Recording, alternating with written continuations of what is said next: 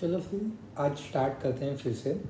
जैसे कि हमने कल डिस्कस किया था सोगा। सोगा मतलब क्या? Sales of goods act. Sales of goods act के बारे में हमने क्या डिस्कस किया था?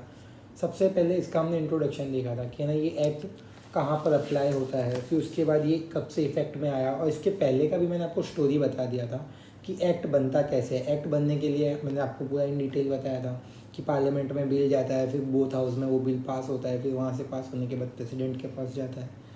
प्रेसिडेंट के पास जाने के बाद फिर प्रेसिडेंट उसके ऊपर अपना सिग्नेचर करके उसको है ना एक्ट बनाते हैं, या फिर ना उसमें एक पर्टिकुलरली नोटिफिकेशन का डेट देते हैं कि ये डेट से ये एक्ट इफेक्टिव हो जाएगा। बराबर, ये हमने अब तक पढ़ा था। अब आज मैंने आपको कहा था कि हम लोग अब सेकंड पेज पर आएंगे, जैसे कि मैंने आपको बोला था कि अब हम लोग कंसेप्ट वाइज पढ़ेंगे, ना कि सीक्वेंस वाइज। तो अभी यहाँ पे किस चीज़ का इंपॉर्टेंस ज़्यादा है? गुड्स का। हमको पता होना चाहिए कि गुड्स होता क्या है। तो हम लोग आज सबसे पहले पढ़ेंगे गुड्स का डेफिनेशन। तो आ जाओ चलो पेज नंबर 2 पर। यहाँ पे क्या लिखा हुआ है? Types of goods. उसके नीचे ना गुड्स का डेफिनेशन दिया है। अभी आप देखोगे ना तो इसमें ABCDEF ऐसा लिखा है कुछ। वो क्या है? ये है ना, हमने एक पर्टिकुलरली जो गुड्स का डेफिनेशन था ना उसको ब्रेकअप करके दिया है। ब्रेकअप मतलब क्या सर? मतलब हमने उसको ना छोटे छोटे पार्ट्स में डिवाइड कर दिया है। अभी आप मॉड्यूल ओपन करोगे ना तो आपको पूरा की पूरा डेफिनेशन है ना ऐसा 5-6 लाइन का पैराग्राफ वाइज दिखेगा। बट हम लोग ने क्या किया, आपको ईजी अंडरस्टैंडिंग हो ना, इसके लिए हमने ये डेफिनेशन ऐसे ब्रेक करके दिया। तो चलो अभी मैं पढ़ता हूँ, आप लोग मेरे साथ ध्यान देना।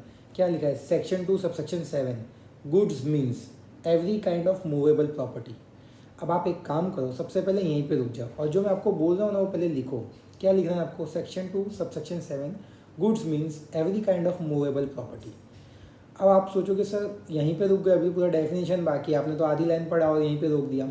अब ये मैं आपको बताता हूँ। देखो यहाँ पे हमको सबसे पहले क्या पता है, ऐसा लिखा है every kind of movable property. Movable property, अब हमको पता होना चाहिए कि मूवेबल प्रॉपर्टी क्या होता है। तो मैं आपको एग्जांपल्स देता हूँ, जैसे कि मूवेबल प्रॉपर्टी मीन्स क्या। अभी मैं ऑफिस में बैठा हूँ तो ऑफिस में ये जो AC का रिमोट दिख रहा है ना आपको, ये AC का रिमोट मूवेबल प्रॉपर्टी है। मूवेबल प्रॉपर्टी मीन्स की क्या? ऐसा नहीं कि मैं AC के रिमोट को यहाँ से वहाँ उठा के रख सकता हूँ, that is not a movable property. Movable property का मतलब क्या है कि मैं इसको एक प्लेस ऑफ बिजनेस से दूसरी प्लेस पे या फिर कंज्यूमर की प्लेस पे ट्रांसफ़र कर सकता हूँ ईजीली, वो चीज़ होती है मूवेबल प्रॉपर्टी। मतलब कि क्या, अगर जैसे कि मैं AC खरीदने जा रहा हूँ क्रोमा में, या बाजू में रिलायंस डिजिटल है, हम लोग वहाँ पे AC खरीदने जा रहे हैं, नया AC, तो हम वहाँ से यहाँ पर AC लेके आ सकते हैं। हाँ, ला सकते हैं, या फिर वो लोग खुद ही यहाँ पर डिलीवरी करने आते हैं। It means what, it is a movable property. At the same time, जैसे कि अभी मैं आपको पढ़ा रहा हूँ, मेरे पास पेन है, ये ना मेरे पास पेन, ये पेन है ना, ये तो इजीली आराम से उठा सकते हो, देखने में ही पता पड़ा कि ये मूवेबल है। बट ये चीज़ इंपॉर्टेंट नहीं है। मेन क्या है, ये कहाँ पर था? यहाँ पे आने से पहले ये स्टेशनरी में था, एक प्लेस थी वो। स्टेशनरी क्या थी? Place of business. वहाँ से ये मूव होके कहाँ पर आया? क्लास पर आया। मतलब कि क्या हुआ, हम एक जगह से दूसरी जगह पे ये पेन लेके आए हैं, that particular thing is called movable.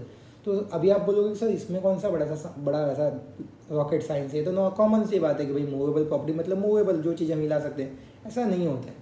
मैं आपको एक एग्जांपल देता हूँ। यहाँ पे ना प्रॉपर्टी का मीन्स क्या है, ये एक्ट में प्रॉपर्टी मीन्स मतलब ये लोग गुड्स कहना चाहते हैं, ये लोग गुड्स को प्रॉपर्टी कह रहे हैं। तो अभी आप बोलोगे सर अभी भी पता नहीं चला, तो मैं आपको बताता हूँ।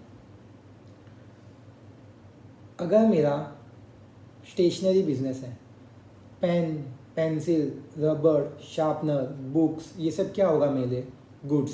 स्टॉक इन ट्रेड, पता पड़ा? ये तो आपने लॉजिकली 11th-12th में पढ़ा ही होगा कि स्टॉक इन ट्रेड क्या होता है। हम जो बिज़नेस कर रहे हैं उस बिज़नेस में जो भी सामान हम लोग ले रहे हैं, खरीद रहे हैं और बेच रहे हैं, वो सामान हमारे लिए स्टॉक इन ट्रेड हो जाएगा, हमारे लिए वो सामान हो जाएगा गुड्स। बराबर। अब जैसे कि स्टेशनरी छोड़ो, आप मेरा क्लासेस का एग्जांपल ले लो। मैं आपको यहाँ पे पढ़ा रहा हूँ, ये क्लासेस है, हमारा लाइन ऑफ बिजनेस क्या है? क्लासेस का बिजनेस है, हम बच्चों को पढ़ाते हैं। तो हमारे लिए क्या हो जाएगा? हमारे लिए जो हम आपको पैम्पलेट्स प्रोवाइड कर रहे हैं, नोट्स प्रोवाइड कर रहे हैं, बुक्स प्रोवाइड कर रहे हैं, ये सब चीज़ हमारे लिए क्या हो जाएगा? गुड्स हो जाएगा। क्यों? क्योंकि ये हमारा लाइन ऑफ बिजनेस है, हम लोग ये सब चीज़ें बच्चों को दे रहे हैं। सेम चीज़ मैं अभी आपको बोलता हूँ, मैंने बाजू में रिलायंस का शोरूम है, क्रोमा का शोरूम है, मैं वहाँ जाता हूँ तो वहाँ पे जो शोरूम के अंदर रखे हुए AC हैं, फ्रिज हैं, TV हैं, कंप्यूटर्स हैं, प्रिंटर्स हैं, वो सब चीज़ क्या हो जाएगी? रिलायंस वालों के लिए वो है ना गुड्स हो जाएगा। क्यों? क्योंकि वो उनका स्टॉक इन ट्रेड है, उन लोग का काम ही यही है कि हम लोग को है ना ये सब सामान बेचना है। और वो है ना, आप देख सकते हो कि वो मूवेबल है कि नहीं है, आराम से मूवेबल है।